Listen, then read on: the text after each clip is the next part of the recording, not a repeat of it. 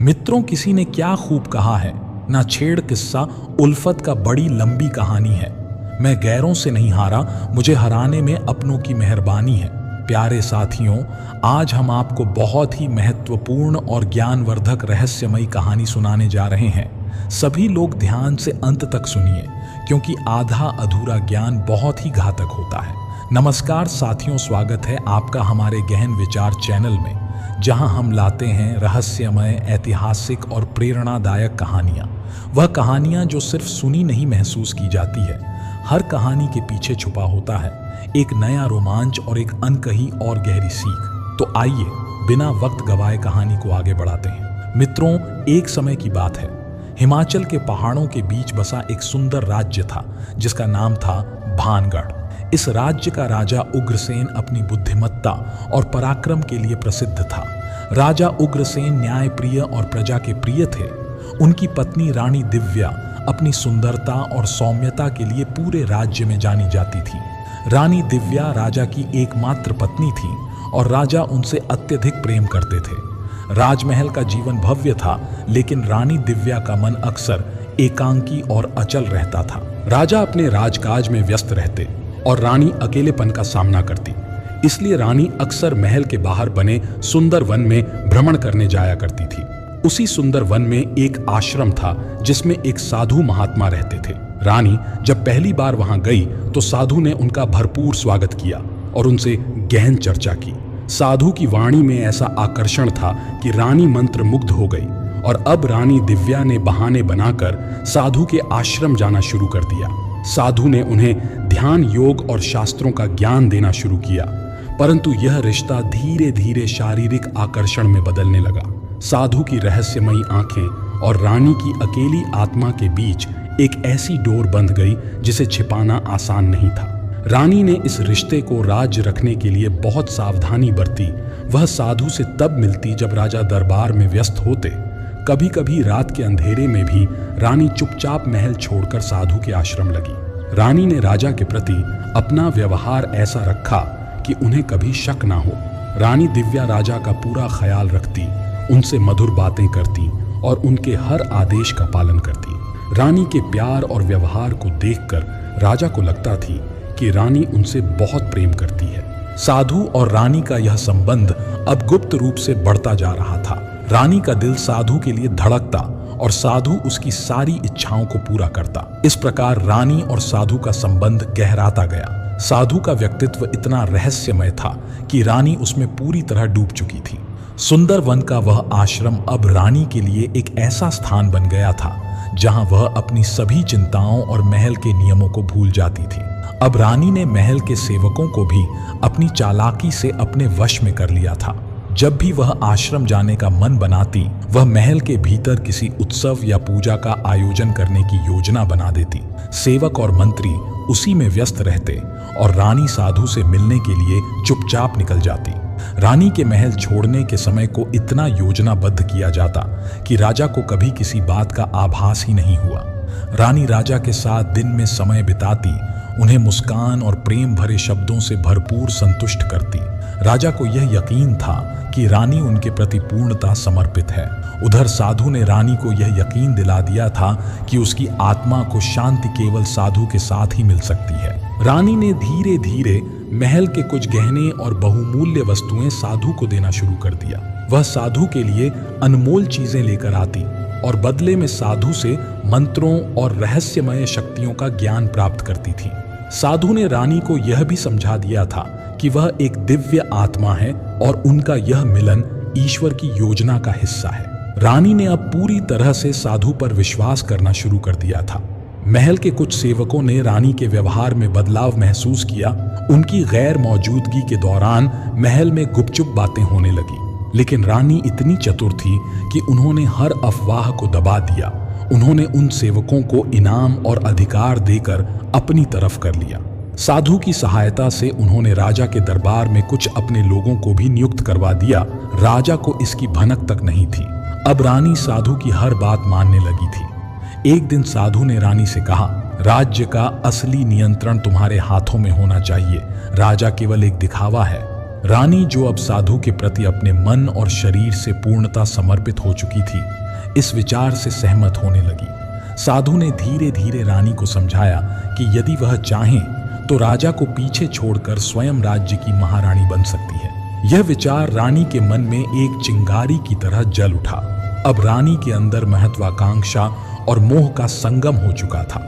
एक दिन साधु ने रानी से कहा, अब समय आ गया है कि मैं महल के भीतर प्रवेश करूं। तुम्हें मेरी शक्ति का अनुभव हर समय होना चाहिए। रानी ने चुपके से साधु को महल के भीतर एक गुप्त स्थान में रहने की अनुमति दे दी। रानी ने महल के पुराने कक्षों में से एक को साफ करके और उसे साधु के रहने योग्य बना दिया।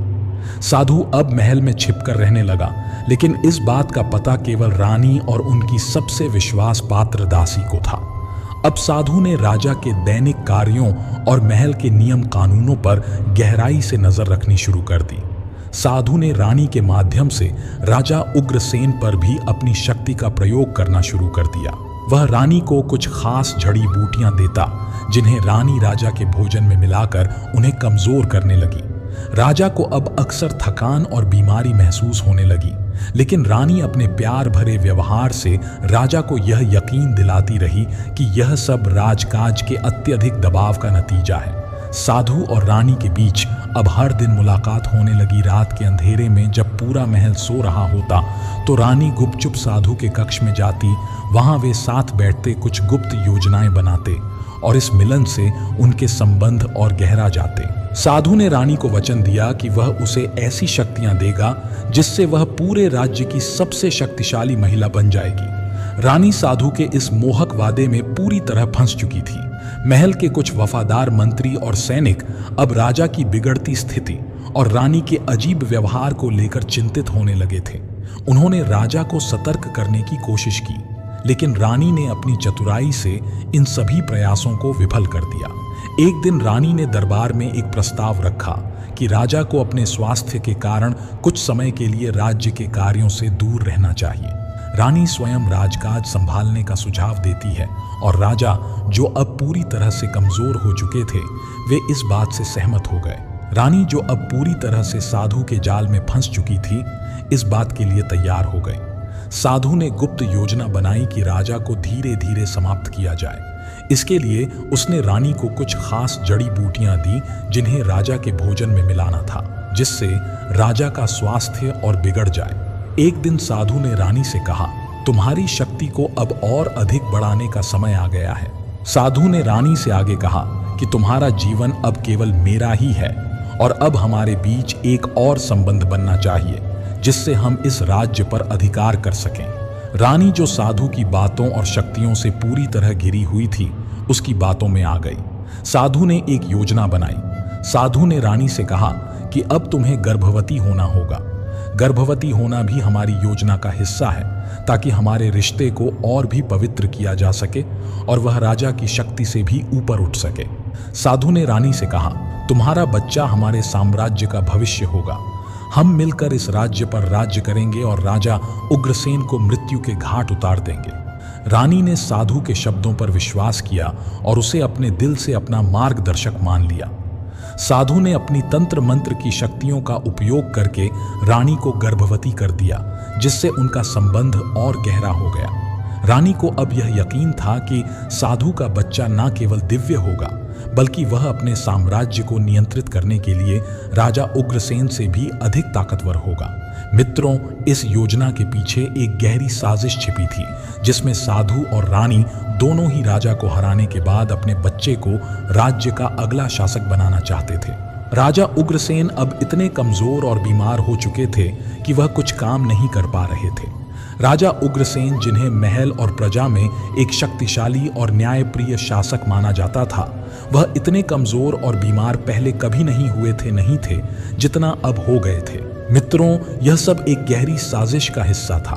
दरअसल राजा को साधु ने धोखे से बीमार बना दिया था, ताकि वह रानी के साथ संबंध बनाकर पूरे राज्य को हड़प सके।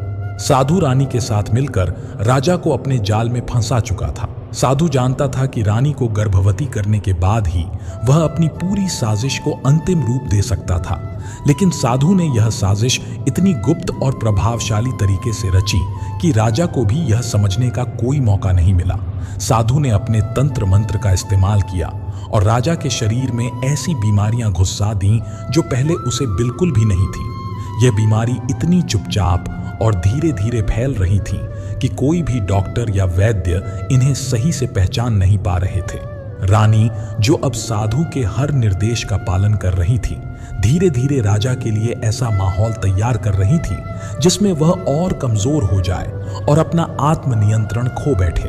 राजा ने अपनी कमजोरी को महसूस किया, लेकिन वह यह नहीं समझ पाया कि यह सब कुछ साधु और रानी की साजिश का हिस्सा था। रानी को गर्भवती करने के बाद साधु ने पूरी योजना को अदृश्य रूप से पूरा किया। कोई भी नहीं जानता था कि रानी और साधु के बीच यह घटना घटित हो चुकी थी, क्योंकि रानी ने इसे गहरे रहस्य की तरह रखा था। राजा, जो अब पूरी तरह से कमजोर और असमर्थ हो चुके थे, राजा को अब यह भी आभास होने लगा था कि रानी के अंदर कोई गहरी चिंता और चालाकी छिपी हुई है। एक दिन राजा मंत्री से मिलने आए और कहा, मंत्री, मुझे लगता है कि कुछ गड़बड़ है। मैं पहले जैसा शक्तिशाली नहीं महसूस कर रहा हूं और मुझे डर है कि कोई मेरे खिलाफ साजिश कर रहा है। मंत्री तो रानी की पूरी सच्चाई पहले ही जान चुका था, लेकिन राजा से कहने का साहस नहीं जुटा पा रहा था, क्योंकि राजा का स्वास्थ्य ठीक नहीं था। लेकिन राजा के संदेह को देखते हुए मंत्री ने धीरे धीरे राजा को यह बताने की योजना बनाई। मंत्री ने राजा से कहा, महाराज, आज मैं आपको पूरी सच्चाई बताऊंगा। रानी और साधु के बीच एक गुप्त संबंध है। रानी साधु से गर्भवती हो चुकी है और यह सब कुछ उनकी एक गहरी साजिश का हिस्सा है। राजा उग्रसेन को यह सुनकर जोर का झटका लगा। वह यह समझ गए थे कि रानी और साधु के बीच कुछ बड़ा चल रहा है और अब उनकी हालत इतनी खराब हो चुकी थी कि वह कोई बड़ा कदम नहीं उठा पा रहे थे। राजमहल में कुछ लोग अब रानी और साधु की गतिविधियों के बारे में जानने लगे थे। महल में एक गुप्तचर, जो महल के भीतर हमेशा छुपकर काम करता था, उस गुप्तचर ने एक दिन रानी और साधु की एक गुप्त बैठक देखी। इस बैठक में दोनों अपनी आगे योजनाओं को लेकर चर्चा कर रहे थे। गुप्तचर ने सुना कि रानी ने साधु से कहा, राजा, अब हमारा कुछ भी नहीं कर सकता। मैं अब पूरी तरह से तुम्हारी ओर से हूं और मेरे पेट में पल रहा तुम्हारा बच्चा ही हमारे राज्य का भविष्य बनेगा। गुप्तचर ने यह सब मंत्री को बताई और मंत्री ने तुरंत राजा को सच बताने का निर्णय लिया। गुप्तचर ने राजा से कहा, महाराज, मैंने सुना है कि रानी और साधु का एक गुप्त संबंध है और रानी अब साधु से गर्भवती हो चुकी है और उनकी आगे की योजना यह है कि यह बच्चा केवल साधु का नहीं बल्कि राज्य की सत्ता और शक्ति का प्रतीक बनेगा। राजा उग्रसेन अब पूरी तरह से टूट चुके थे। उनकी मानसिक स्थिति इतनी बिगड़ चुकी थी कि वह इस हालात को सहन नहीं कर पा रहे थे। राजा उग्रसेन के दिल में अब केवल एक ख्याल था, क्या वह अपने राज्य को फिर से उसी तरीके से संभाल पाएंगे जैसे पहले संभाल रहे थे। राजा अब पूरी तरह से जान गए थे कि उन्हें सिर्फ एक भयानक साजिश का हिस्सा बना दिया गया था, जिसमें उनकी कमजोरी और रानी की गर्भवती होने की योजना थी। राजा ने अब पूरी सच्चाई जान ली थी, लेकिन राजा ने इस सच्चाई को अपने दिल में ही छिपा लिया। राजा उग्रसेन यह नहीं चाहते थे कि प्रजा और महल के अन्य लोग इस सच्चाई को जानें, क्योंकि इससे राज्य में अराजकता फैल सकती थी। राजा ने अपने विश्वास पात्र मंत्री से कहा, मंत्री जी, यह साजिश इतनी गहरी है कि अब हमें इसे तुरंत खत्म करना होगा। मुझे अपनी शक्तियों को फिर से जागृत करना होगा। हमें इस रहस्य को उजागर करना होगा और साधु और रानी को उनके हर कदम के लिए सजा देनी होगी। राजा अब पूरी तरह से सच्चाई जान चुके थे और उनका संकल्प मजबूत हो गया था। वह जानते थे कि यह समय उनके लिए सबसे कठिन है, लेकिन अगर उन्होंने इस समय का सही तरीके से सामना किया तो वह न सिर्फ अपनी खोई हुई ताकत को वापस पा सकते थे, बल्कि राज्य पर साधु और रानी की साजिश का पर्दाफाश भी कर सकते थे। राजा ने मंत्री से कहा, मैं अब अपनी खोई हुई शक्ति को फिर से महसूस करना चाहता हूं। मुझे चाहिए एक ऐसी योजना जिससे मैं साधु और रानी को उनके ही जाल में फंसा सकूं। हम उन्हें यह समझने देंगे कि अब वह हमें हरा चुके हैं, लेकिन हम असल में उन्हें उनके ही खेल में मात देंगे। मंत्री ने राजा की बातों को सुना और एक गहरी सोच में डूब गया। उसने धीरे से कहा, महाराज, आपकी स्थिति इतनी नाजुक है कि हमें एक खास प्रकार की रणनीति की जरूरत होगी। हमें पहले उन्हें विश्वास दिलाना होगा कि आप पूरी तरह से हार चुके हैं। इसके बाद जब वे अपनी पूरी शक्ति दिखा रहे होंगे तभी हमें उनका सामना करना होगा। राजा ने मंत्री की सलाह पर अमल करना शुरू किया। उन्होंने अपने राजमहल में उन सभी प्रमुख मंत्रियों और सैन्य अधिकारियों को बुलाया जिनसे वह विश्वास रखते थे। उन्हें यह योजना दी कि वे सभी राजमहल की सुरक्षा बढ़ा लें और ध्यान रखें कि साधु और रानी के बीच कोई भी संदिग्ध गतिविधि ना हो। राजा ने अपने दरबार में एक अफवाह फैलाना शुरू किया कि वह अब अपनी बीमारी से पूरी तरह से लड़ नहीं पा रहे हैं और जल्द ही उनका अंतिम समय आ सकता है। इस अफवाह ने राज्य भर में हलचल मचा दी। राजा का यह कदम काफी चतुराई से उठाया गया था। उन्होंने जानबूझकर अपनी स्थिति को कमजोर दिखाया ताकि रानी और साधु यह सोचने लगे कि उनका विजय हासिल करना आसान हो गया है। साधु और रानी अब अपने लक्ष्य के बहुत करीब महसूस करने लगे थे। रानी, जो गर्भवती होने के बाद राजा से पूरी तरह से दूर हो चुकी थी, अब अपनी पूरी ताकत साधु के साथ मिलकर राज्य पर कब्जा करने में लगा रही थी। साधु ने रानी से कहा, अब हम सब कुछ अपनी मुट्ठी में करेंगे। राजा की कमजोरी का फायदा उठाने का समय आ गया है। रानी ने साधु के साथ मिलकर राजा के खिलाफ अपनी साजिशों को और बढ़ा दिया। वे दोनों इस विश्वास में थे कि राजा अब पूरी तरह से कमजोर हो चुका था और उसका अंत नजदीक था। राजा ने अपनी पूरी शक्ति छिपाकर एक गुप्त तंत्र का सहारा लिया जिससे वह अपनी खोई हुई ताकत धीरे धीरे फिर से प्राप्त करने लगे। मंत्री ने उसे बताया था कि साधु की तंत्र मंत्र शक्तियां असल में राजा की ताकत को खत्म करने के लिए इस्तेमाल की जा रही थीं, लेकिन राजा ने इसके खिलाफ एक विशेष तंत्र का उपयोग किया। यह तंत्र साधु और रानी के तंत्र से कहीं अधिक शक्तिशाली था। राजा पहले की तरह शक्तिशाली महसूस करने लगे थे। उनका शरीर पहले जैसा सशक्त हो गया था और उन्होंने खुद को फिर से एक महान योद्धा के रूप में महसूस किया। अब वह अपनी रणनीति को अंतिम रूप देने के लिए तैयार थे। राजा ने एक अंतिम सभा बुलवाई। इस सभा में पूरे राज्य के मंत्री, अधिकारी और दरबारी शामिल हुए। रानी और साधु को भी बुलाया गया, लेकिन वे दोनों यह नहीं समझ पा रहे थे कि राजा अचानक इतनी जल्दी स्वस्थ कैसे हो गए हैं। राजा ने सभा में घोषणा की कि आज मैं आपको बताना चाहता हूं कि मैंने अपनी कमजोरी को धोखे से आपके सामने पेश किया। यह सब मेरी साजिश थी ताकि मैं साधु और रानी की चालाकी का पर्दाफाश कर सकूं। सभी लोग स्तब्ध रह गए। राजा ने फिर अपनी पूरी योजना का खुलासा किया। उन्होंने बताया कि साधु और रानी ने एक जटिल साजिश रची थी जिसमें रानी को गर्भवती करना और राजा को कमजोर करना शामिल था। रानी और साधु की आंखों में अब डर था। उनकी पूरी योजना नष्ट हो चुकी थी। राजा ने उन्हें गिरफ्तार करने का आदेश दिया और राज्य के सबसे बड़े जेल में डालने के लिए कहा। रानी और साधु की साजिश अब पूरी तरह से विफल हो चुकी थी। सभी दरबारी राजा की बुद्धिमत्ता और धैर्य की सराहना करने लगे। उन्होंने महसूस किया कि राजा ने अपनी शक्ति और साहस को सही समय पर जागृत किया जिससे वह अपनी राज्य सत्ता को बचा सके। राजा ने कहा, मैंने कभी नहीं सोचा था कि मेरी रानी और एक साधु मेरे खिलाफ इतने बड़े जाल का हिस्सा बनेंगे, लेकिन अब यह समय है कि हम अपने राज्य की सुरक्षा को और मजबूत करें और ऐसे लोगों को कभी भी हमारे राज्य के भीतर घुसने का मौका ना दें। राजा उग्रसेन की महल में उद्घोषणा ने दरबारियों को स्तब्ध कर दिया था। साधु और रानी, जिन्हें अब अपनी साजिश का पर्दाफाश होने का डर था, महल में बुरी तरह से घबराए हुए थे। साधु ने भागने की कोशिश की, लेकिन मंत्री और सैनिकों ने उसे पकड़ लिया। रानी भी चुपचाप अपने अपराध को स्वीकार नहीं कर पा रही थी। अब वह समझ चुकी थी कि उसे भी राजा के सामने जवाब देना होगा। राजा ने दोनों को सामने लाकर कहा, आप दोनों ने जो साजिश रची थी वो इस राज्य की सभ्यता और प्रतिष्ठा के खिलाफ थी।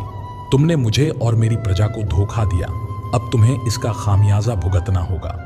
राजा ने आदेश दिया कि साधु को राज्य के बाहर के जंगल में निर्वासित कर दिया जाए, जहां वह तंत्र मंत्र के प्रयोग से अपनी शक्तियों का कोई उपयोग ना कर सके। वहीं रानी को महल में बंदी बना लिया गया, लेकिन उसकी सजा और भी कड़ी थी। उसे अपने कृत्यों के लिए राजा के सामने सार्वजनिक रूप से माफी मांगनी पड़ी। रानी ने अपने कृत्य पर गहरी शर्मिंदगी महसूस की। वह राजा के सामने आई और कहा, महाराज, मैंने आपकी उपेक्षा की और साधु के जाल में फंसकर राज्य के खिलाफ साजिश रच डाली। मैं अब समझ चुकी हूं कि यह मेरी सबसे बड़ी भूल थी। कृपया मुझे मेरी गलती का प्रायश्चित करने का अवसर दें। राजा, जो अब पहले से कहीं ज्यादा समझदार और धैर्यवान हो चुके थे, उन्होंने रानी को क्षमा करने का निर्णय लिया। हालांकि रानी की सजा यह थी कि उसे पूरी तरह से तंत्र मंत्र से दूर रखा जाएगा और उसे राज्य की महिलाओं को शिक्षा देने का काम सौंपा जाएगा, ताकि वह अपनी गलतियों से सीखे और राज्य की भलाई में योगदान कर सके। राजा ने आगे कहा, तुमसे बड़ी भूल हुई है, लेकिन अब तो तुम्हारे पास एक अवसर है अपनी स्थिति को सुधारने का। मैं तुमसे उम्मीद करता हूं कि तुम इस राज्य की महिलाओं के लिए कुछ अच्छा करोगी। साधु सजा को अपनी हार मानकर स्वीकार कर चुका था, लेकिन वह जानता था कि वह कभी भी वापस अपनी शक्तियों को प्राप्त नहीं कर सकता था। उसकी शक्ति जो कभी राजा को कमजोर करने में सक्षम थी, अब उसके लिए एक बोझ बन चुकी थी। साधु ने जंगल में अकेले रहने का फैसला किया। अब वह सिर्फ अपनी पुरानी गलतियों और जादू टोने पर पछतावा करता था, क्योंकि उसे यह समझ में आ गया था कि वह अपनी असली शक्ति, जो उसने कभी सच्चे मार्ग पर चलने में लगाई होती, वह खो चुका था। राजा उग्रसेन ने अपनी ताकत फिर से प्राप्त कर ली थी और राज्य में शांति और समृद्धि लाने के लिए कई सुधारात्मक कदम उठाए। वह जानते थे कि राज्य को फिर से एकजुट करने और प्रजा का विश्वास बहाल करने के लिए उसे अपने दिल से लोगों के साथ खड़ा होना होगा। राजा ने मंत्री को बुलाकर कहा, हमने अपनी सबसे बड़ी साजिश को नष्ट किया, लेकिन अब हमें आगे बढ़कर राज्य को सुधारने के लिए एक नई शुरुआत करनी होगी। हमें प्रजा के साथ पुनः संपर्क बनाना होगा और यह सुनिश्चित करना होगा कि कोई भी फिर से हमारी कमजोरियों का फायदा ना उठा सके। मंत्री ने सिर झुकाकर कहा, महाराज, आपकी ताकत और बुद्धिमत्ता ने राज्य को बचाया है। हम सब मिलकर राज्य में एक नई उम्मीद और दिशा देंगे। रानी अंबिका, जो पहले ही अपनी गलती पर पछता रही थी, अब महल में एक नई भूमिका निभा रही थी। उसने महिलाओं को शिक्षा देने का काम शुरू किया और समय के साथ उसने यह समझा कि अपनी शक्ति का सही उपयोग करना कितना महत्वपूर्ण है। वह अब अपनी गलती से सीखी थी और अपने कृत्यों को सुधारने के लिए समर्पित हो चुकी थी। राजा चंद्रसेन ने न सिर्फ अपनी खोई हुई शक्ति को वापस पाया, बल्कि राज्य की भलाई के लिए कई सुधार किए। उन्होंने न्याय व्यवस्था को मजबूत किया, भ्रष्टाचार को जड़ से खत्म किया और लोगों को विश्वास दिलाया कि वह उनके साथ हैं। राज्य अब पहले से कहीं ज्यादा समृद्ध और खुशहाल हो चुका था। रानी ने एक बच्चे को जन्म दिया। अब राजा उग्रसेन और रानी दिव्या दोनों ने एक नया अध्याय शुरू किया था, जहां वे एक साथ राज्य की प्रगति के लिए काम कर रहे थे। हालांकि रानी ने अपनी गलती स्वीकार की थी, लेकिन अब वह अपने जीवन का उद्देश्य सही दिशा में लगा रही थी। राजा ने अंत में कहा, हमने अपने दुश्मनों को हराया, लेकिन असली विजय तब है जब हम खुद को और अपने राज्य को सुधार सकें। मित्रों, इसीलिए कहावत में कहा गया है कि घर का भेदी लंका ढाए। यदि स्त्री चाहे तो घर को और अपने राज्य को स्वर्ग बना सकती है, और यदि वही चाहे ले तो घर और राज्य को नरक बना सकती है। मित्रों, संसार में प्रकृति का नियम है कि जो जैसा करता है वह वैसा भरता है। एक पुराने समय की बात है, किसी गांव में एक किसान रहता था जो कि दूध से दही और मक्खन बनाता था और उसे बेचकर अपना जीवन यापन करता था। एक दिन उसकी पत्नी ने उसे मक्खन तैयार करके दिया और वो उसे बेचने के लिए अपने गांव से शहर की तरफ रवाना हो गया। वह मक्खन गोल मोल पेड़े की शक्ल में बना हुआ था और हर पेड़े का वजन 1 किलोग्राम था। शहर में किसान ने उस मक्खन को रोज की तरह एक दुकानदार को बेच दिया और दुकानदार से चाय पत्ती, साबुन, चीनी, रसोई का तेल वगैरह खरीदकर वापस अपने गांव जाने के लिए रवाना हो गया। उस किसान के जाने के बाद उस दुकानदार ने मक्खन को फ्रीजर में रखना चाहा और अचानक उसे ख्याल आया कि क्यों न इनमें से एक पेड़े का वजन जांचा जाए। दुकानदार ने जब मक्खन के पेड़े का वजन तोला तो तोलने पर पेड़े का वजन 900 ग्राम निकला। हैरत और निराशा से उसने सारे पेड़े तोल डाले, मगर किसान के लाए हुए सभी मक्खन के सभी पेड़े 900 ग्राम के ही निकले। ठीक अगले हफ्ते फिर किसान हमेशा की तरह मक्खन लेकर जैसे ही दुकानदार की दहलीज पर चढ़ा, दुकानदार ने किसान से चिल्लाते हुए कहा, निकल जा यहां से। किसी धोखेबाज शख्स से कारोबार करना, पर मुझसे नहीं।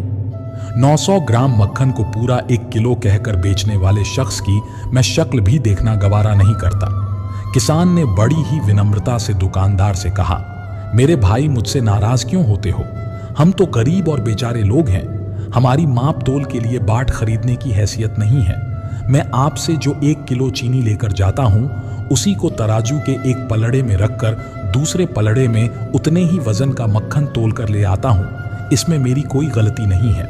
मित्रों, दुकानदार उस किसान को धोखा देकर 1 किलो चीनी के पैसे लेकर 900 ग्राम चीनी देता।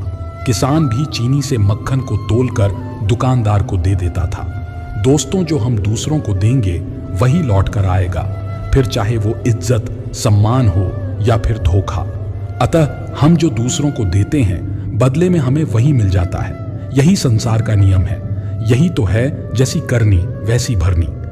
बहुत समय पहले उत्तर दिशा के एक विशाल राज्य में रानी राजेश्वरी राज करती थी।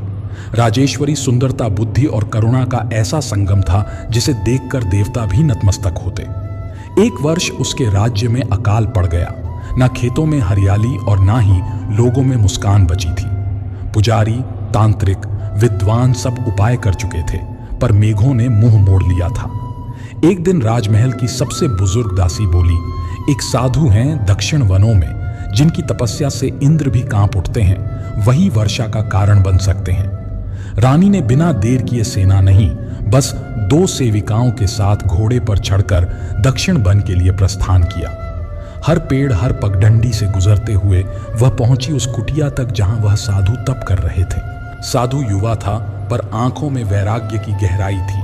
माथे पर भस्म, शरीर पर जटाएं, पर चेहरे पर परम शांति की आभा थी। रानी उसके सामने झुककर कहती है, हे तपस्वी, मेरे राज्य की पीड़ा का अंत करो। साधु ने आंखें खोली, जैसे ब्रह्मांड के द्वार खुल गए हों, और रानी को देखा। क्षण भर को उनकी दृष्टि अटक गई। समय थम सा गया। फिर बोले, प्रयास करूंगा। रानी वहीं रुक गई। साधु की सेवा, जल, फल और ध्यान का ध्यान रखने लगी। 7 दिन बीते। साधु एकाग्र, रानी मौन। एक अजीब ऊर्जा बहने लगी। 8वें दिन आकाश में बादल गूंजे। वर्षा की पहली बूंदों ने धरती को भिगो दिया। राज्य में उत्सव मनाया गया, पर रानी अभी भी उस कुटिया में ही थी। साधु मुग्ध थी। साधु अब ध्यान से बाहर थे और रानी उन्हें मौन भाव से देखा करती थी। एक रात चंद्रमा की चांदनी में रानी बोली, आप में कुछ है जो मुझे भीतर से छूता है। साधु चौके पर बोले, कुछ नहीं, बस ध्यान में लग रहे। रानी बोली, मैं रानी हूं, पर भीतर खाली हूं, और आप उस खालीपन को भर दो। साधु ने आंखें मूंद लीं और कहा, रानी, यह संसार मोह का माया जाल है और मैं उससे परे हूं। रानी मुस्काई और बोली, आपका वैराग्य ही तो मुझे खींचता है, यही मेरा आकर्षण है। साधु ने पहली बार उसकी आंखों में देखा। कुछ टूटा, कुछ जुड़ने लगा। दूसरे दिन रानी ने साधु के लिए फूलों की माला बनाई, जैसे प्रेम का संकेत हो। साधु ने माला स्वीकार नहीं की, पर नजरें झुकी रहीं, जैसे मन डगमगा गया हो। रात को रानी ने कहा, यदि मैं सामान्य स्त्री होती तो क्या तब भी आप मुझे ठुकराते? साधु मौन रहे। फिर बोले, समस्या यह नहीं कि तुम रानी हो, समस्या यह है कि मैं साधु हूं। रानी हंसी और बोली, एक दिन तुमने इंद्र को वर्षा के लिए विवश किया और खुद को रोक नहीं सकते। साधु ने गहराई से देखा और कहा, रानी, तपस्या में शक्ति है, पर प्रेम में अग्नि है जो सब कुछ जला सकती है।